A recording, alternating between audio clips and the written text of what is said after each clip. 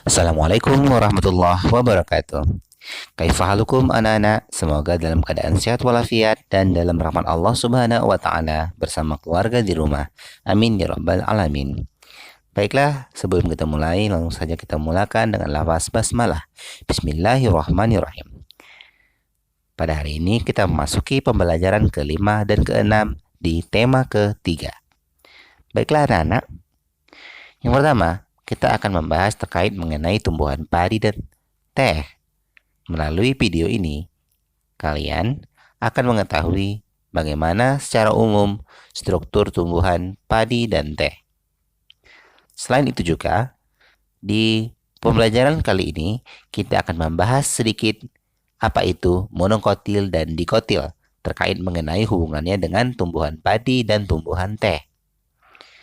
Nah, di pembelajaran ini juga kita akan membahas tentang bagaimana wawancara dan terkait mengenai keterampilannya. Nah, selain itu juga kita juga akan membahas terkait mengenai menanam tumbuhan yang erat kaitannya dengan perkembangbiakan tumbuhan. Secara umum, kita juga akan diberikan informasi terkait mengenai perkembangbiakan vegetatif dan generatif. Baiklah anak-anak, langsung saja amati gambar dan baca teks tentang tanaman padi dan teh berikut ini. Padi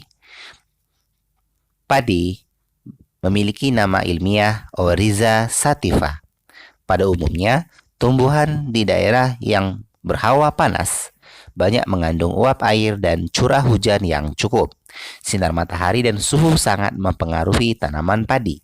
Suhu yang baik untuk pertumbuhan tanaman padi adalah 23 derajat Celcius.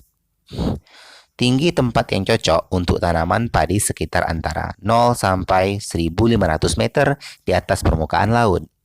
Tanah yang baik untuk pertumbuhan tanaman padi adalah tumbuhan berlumpur yang subur dengan ketebalan 18 sampai 22 cm.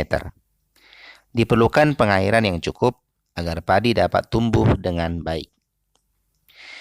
Anak-anak, kita lanjutkan dengan tumbuhan teh. Tumbuhan teh memiliki nama latin Camellia sinensis. Teh umumnya tumbuh di daerah pegunungan. Suhu yang baik untuk pertumbuhan tanaman teh adalah berkisar 13 derajat Celcius sampai 15 derajat Celcius dengan curah hujan tahunan tidak kurang dari 2000 mm pangkat 3 atau 2000 mm kubik. Nah, sinar matahari dan suhu udara sangat mempengaruhi pertumbuhan tanaman teh.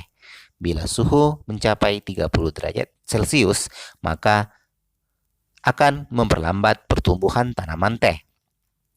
Tanah yang cocok untuk tanaman teh adalah tanah yang subur dan banyak mengandung bahan organik dan biasa terletak di lereng-lereng gunung atau perbukitan. Nah, anak-anak, demikianlah informasi sekilas mengenai teh dan padi. Adapun tambahannya adalah teh dan padi tergolong klasifikasi yang berbeda. Nah, tumbuhan teh merupakan tumbuhan dikotil. Sementara itu, tumbuhan padi merupakan tumbuhan monokotil.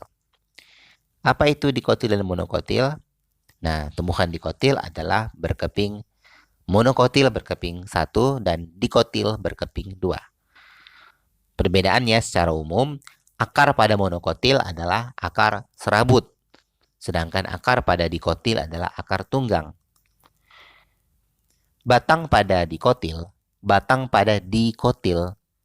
adalah berkambium. Berkambium itu biasanya keras ya, atau orang menyebutnya berbatang keras ya. Kalau dia monokotil tidak berkambium. Ya, contohnya misalnya batang padi seperti itu. Nah, daunnya untuk daun tumbuhan monokotil ya, monokotil berkeping 1, daunnya biasanya menjari ya. Sedangkan untuk tumbuhan dikotil biasanya daunnya sejajar atau melengkung. Ya, seperti itu. Nah, secara umum Bisa kita lihat melalui gambar berikut ini.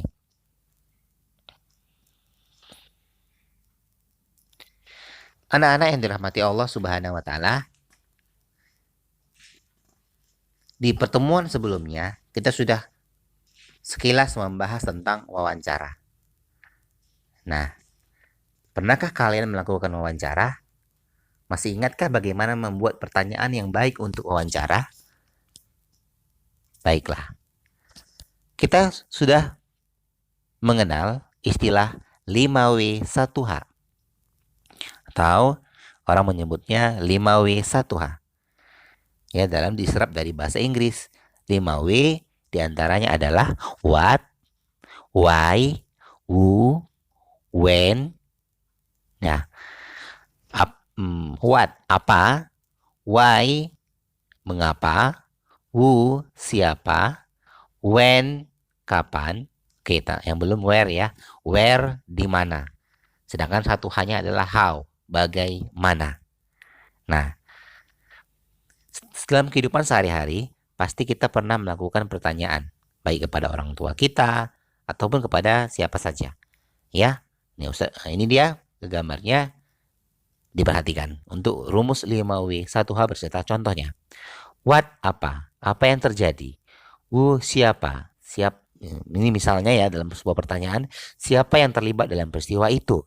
Why, mengapa? Mengapa hal itu bisa terjadi? When, kapan? Bagaimana atau kapan peristiwa itu terjadi? Where, di mana? Di mana peristiwa itu terjadi?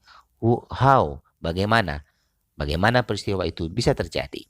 Nah, ini adalah salah satu contoh kalimat pertanyaan yang biasa digunakan dalam wawancara. Kalian bisa membuat pertanyaan yang lainnya. Misalnya diberi contoh yang lain untuk what, apa ya.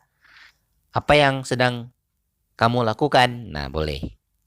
Siapa? Siapa yang mengantarkan barang itu? Nah, dan lain-lain ya. Artinya sesuai dengan kondisi ataupun keadaan yang terjadi. Baiklah anak-anak, sudah paham ya tentang 5W1H? Ya, diulangin, what, who, why, when, where, dan how.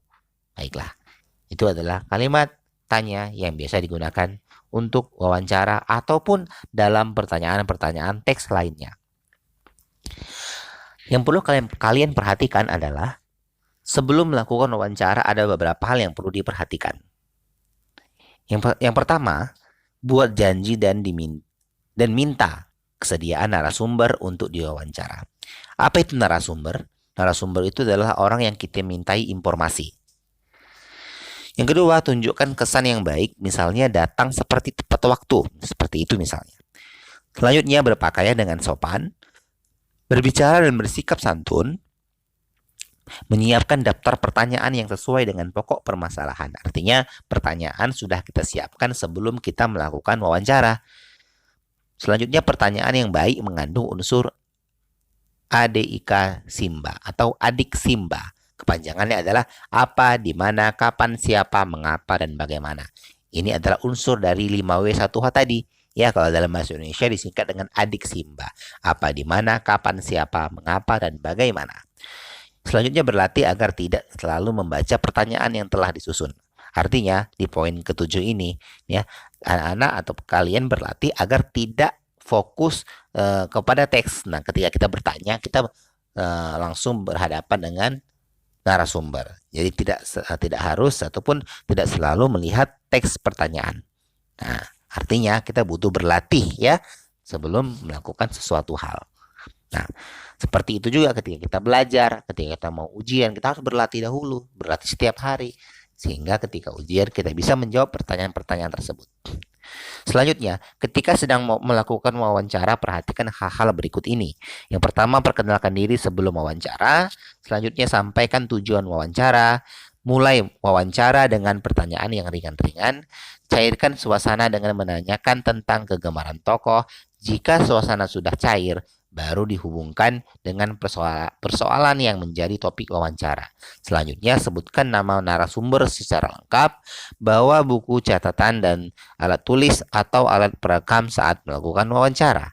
Dengarkan pendapat dan informasi dari narasumber secara seksama, hindari memotong ucapan narasumber agar keterangan tidak terputus, hindari minta pengulangan jawaban dari narasumber, hindari pertanyaan yang berbelit-belit, hormati petunjuk narasumber, hindari pertanyaan yang menyinggung atau menyudutkan narasumber. Selanjutnya, mampu mengambil kesimpulan dan tidak semua jawaban, dan tidak semua jawaban dicatat. Ya, artinya kesimpulannya saja. Setelah melakukan wawancara, selanjutnya kita mohon diri, ucapkan terima kasih, sampaikan permohonan maaf jika selama wawancara ada hal yang kurang berkenan. Nah, demikianlah bagaimana keterampilan dalam wawancara. Baiklah anak-anak, tugas kalian pada hari ini adalah membuat teks wawancara. Tapi tidak harus dikumpul hari ini ya. Nah, dikumpulnya itu hari Jumat ya. Artinya itu bukan PR ya, tapi tugas yang diberikan waktu ya, tidak harus hari ini. Baiklah, anak-anak, terakhir kita membahas tentang tanaman. Bagaimana dengan tanaman yang kalian tanam sebelumnya? Apakah dapat tumbuh dengan baik dan mengapa bisa tumbuh? Nah, di sebelumnya kita sudah ada tugas saat itu ya, di hari Sabtu ya, di pengembangan diri untuk menanam tumbuhan. Bagaimana dengan hasil tanaman kalian? Apakah tumbuh dengan subur atau bagaimana? Nah, kalian sudah mengetahui ya bagaimana cara merawat tumbuhan. Anak-anak, ya, sesuai dengan tujuan pembelajaran tadi yang sudah disampaikan, kita juga akan menyinggung sedikit mengenai bagaimana perkembangbiakan tumbuhan. Karena kita membahas tentang bagaimana merawat tumbuhan dan bagaimana cara menanamnya. Nah, di antaranya perkembangbiakan tumbuhan itu dibagi menjadi dua, yaitu perkembangbiakan vegetatif dan perkembangbiakan generatif. Perkembangbiakan vegetatif artinya perkembangbiakan secara tidak melakukan perkawinan. Artinya ya, dia tumbuh secara alami ataupun buatan manusia. Sedangkan generatif biasanya melakukan penyerbukan dan sebagainya. Nah, vegetatif dibagi menjadi dua, yaitu vegetatif alami dan vegetatif buatan. Sedangkan generatif biasanya tadi sudah disebutkan dengan bunga, ya, yaitu penyerbukan. Oleh sebab itu, alat perkembangbiakan tumbuhan adalah bunga, ya. Baik. Untuk vegetatif alami dan vegetatif buatan, silakan lihat perbedaannya berikut ini. Nah, mungkin dalam kehidupan sehari-hari kalian pernah menemukan apa itu vegetatif alami dan vegetatif buatan. Ya, di antaranya ada umbi lapis pada bawang merah, ya. Nah, umbi lapis pada bawang merah. Jadi bawang merah berkembangbiak dengan cara umbi lapis.